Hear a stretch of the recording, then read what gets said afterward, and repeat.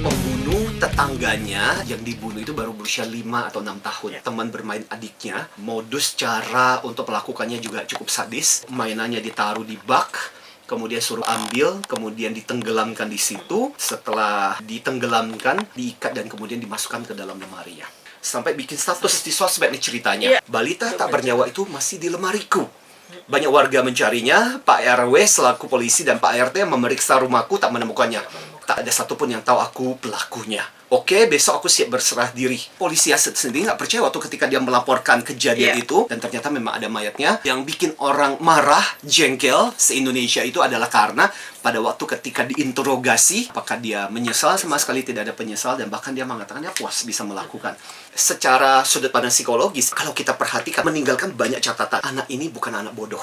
Kemampuan melukisnya menurut saya bagus. Tapi yang paling menarik bukan cuma sekedar melukis. Kemampuan dia untuk mengekspresikan idenya itu luar biasa. Cuma yang perlu diwaspadai adalah ide seperti apa yang kemudian diekspresikan di situ.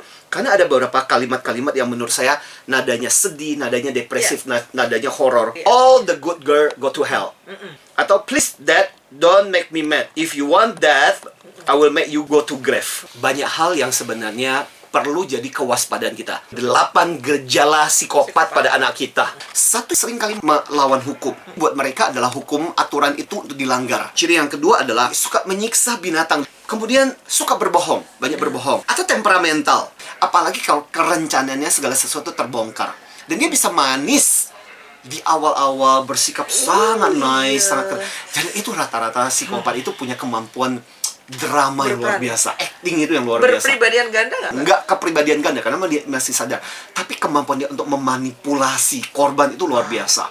Dan dia bisa membuat orang jatuh cinta, sayang, senang, merasa diperhatikan dengan luar biasa. Tapi itu adalah bagian dari awal-awal babak pembukaan. Nomor 5 itu, dia bisa terobsesi dengan sesuatu secara berlebihan. Dia terobsesi dengan tokoh Slenderman. Benar-benar menjadikan ini sebagai tokoh idola. Tapi tokoh idolanya adalah tokoh idola yang salah. Keliru. Masalahnya adalah mereka sekaligus juga akhirnya menginternalisir dan kemudian mengatakan bahwa apa yang dilakukan oleh si tokoh idolanya ini adalah sesuatu yang bisa dibenarkan. Terus berikutnya adalah nggak bisa berempati. Sampai pernah kejadian di Amerika, psikopat juga, pembunuh serial killer, sampai ditanya, kamu nggak merasa orang tua dari korban, gimana perasaan mereka? Tahu jawabnya, kalau saya bisa merasakan perasaan mereka, maka saya tidak akan pernah jadi seorang pembunuh. Dan yang berikutnya adalah egois. Center of the world adalah dirinya mereka sendiri. Hidup itu ada saya paling penting. Kesenangan saya, kepentingan saya, itulah yang paling penting. Dan betul, kesedihan saya, masalah saya, masalah lu nggak penting, masalah gue yang paling penting. Saya harus diselesaikan, kalau orang harus mau difokuskan. berempati malah justru lu nggak ngerti deh. Iya. Itu urusan gue. Dan yang nomor 8 adalah terbalik-balik hukum di mata dia. Yang salah buat mereka adalah, wah itu tokoh yang harusnya diidolakan. Ya, itu tokoh yang sebenarnya dizolimi. Yang benar, itu kemudian disalahkan. Itu sebenarnya tokoh yang menindas, tokoh yang salah. Kita sedikit belajar psikologi grafis, coretan-coretan. Nah, kalau kita perhatikan di kasus pada anak ini kan beberapa coretan-coretan yang muncul. Di situ ada gambar mata. Gambar itu insecure. Dia merasa dirinya diawasi. Mata itu juga bisa menjadi simbol agresivitas. Gambar yang kedua adalah gambar rantai. Di grafis, rantai itu selalu mensimbolkan terkekang, depresi, ada kedukaan, rasa sedih yang kemudian tidak tersalurkan. Dan yang ketiga adalah darah. Itu kan ada beberapa gambar-gambar darah. Kakinya, tapi kakinya putus, diamputasi. Dan biasanya itu yang dipakai oleh psikolog ketika anak mengalami trauma yang luar biasa, ketika mereka tidak bisa menceritakan, dikasih satu lembar kosong, anak-anak dikasih bolpen, dikasih itu, suruh mereka gambar. Melalui gambar itu, dia mengekspresikan sesuatu yang dari bawah sadarnya, diekspresikan di gambar tersebut. Kapan kita bisa tahu bahwa proses terapi kita mengalami perkembangan? Ketika gambar itu juga temanya tiba-tiba menjadi semakin baik, semakin baik, semakin baik.